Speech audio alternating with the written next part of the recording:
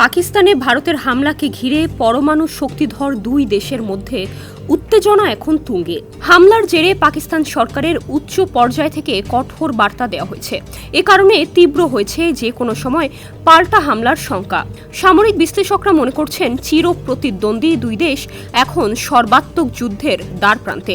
পরমাণু শক্তিধর দুই প্রতিবেশীর এই যুদ্ধ আরও বড় হলে বাংলাদেশে অর্থনীতি সহ সার্বিকভাবে বড় ধরনের প্রভাব ফেলবে বলে মনে করছেন আন্তর্জাতিক সম্পর্ক ও নিরাপত্তা বিশ্লেষকরা। প্রতিবেশী দেশ দুটি সর্বাত্মক যুদ্ধে জড়িয়ে পড়লে তা পুঁজিবাজারের মতো ব্যবসা বাণিজ্য আর অর্থনীতির সব খাতেই তাৎক্ষণিক ও দীর্ঘমেয়াদী প্রভাব ফেলতে পারে বাংলাদেশে বলে মনে করছেন অনেকেই। দুই দেশের মধ্যে সামরিক সংঘাতের দিনে ভারত থেকে বিএসএফ বাংলাদেশের 3 জেলার বিভিন্ন সীমান্তে ঠেলে দিয়েছে 125 জনকে। তাদের আটক করে যাচাই বাছাই করছে বিজিবি।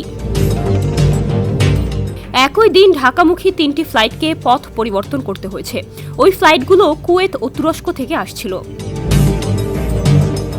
একের পর এক ঘটনা প্রবাহে তুঙ্গে থাকা প্রতিশোধ স্পৃহার মধ্যে প্রতিবেশী দুই দেশকে সর্বাত্মক যুদ্ধে না জড়িয়ে আলোচনার মাধ্যমে উত্তেজনা প্রশমনের আহ্বান জানিয়েছে ঢাকার অন্তর্বর্তীকালীন সরকার। সরকারের এই অবস্থানের সঙ্গে একমত পোষণ করে আন্তর্জাতিক সম্পর্ক ও নিরাপত্তা বিশ্লেষকরা বলছেন, আঞ্চলিক স্থিতিশীলতা বিনষ্ট হলে দক্ষিণ এশিয়ার সব দেশের ওপর এর প্রভাব পড়বে। বাংলাদেশের এমন কিছু করা উচিত হবে না যাতে যুদ্ধের পক্ষ মনে হয়। বান্ডেল থাকলে প্রতি সেনমানিতে টাকা বাঁচবে। বিকাশ সেনমানি বান্ডেল কিনে জিতুন প্রতি লেনদেনে। দুই দেশের মধ্যে ব্যাপক যুদ্ধ শুরু হলে বাংলাদেশে কী ধরনের পরিস্থিতির সৃষ্টি হবে বা সার্বিকভাবে কি সমস্যা হবে তা নিয়ে আগে থেকেই হোমওয়ার্ক করার পরামর্শ দিয়েছেন বিশ্লেষকরা। এছাড়া প্রভাব মোকাবিলার কৌশল কি হবে তাও ঠিক করে রাখার কথা বলেছেন বিশ্লেষকরা।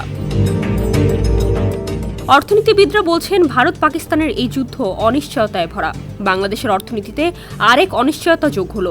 আমদানি সহ প্রভাব পড়তে পারে এমন সংশ্লিষ্ট ক্ষেত্রগুলোতে প্ল্যান বি তৈরির কথা বলছেন তারা।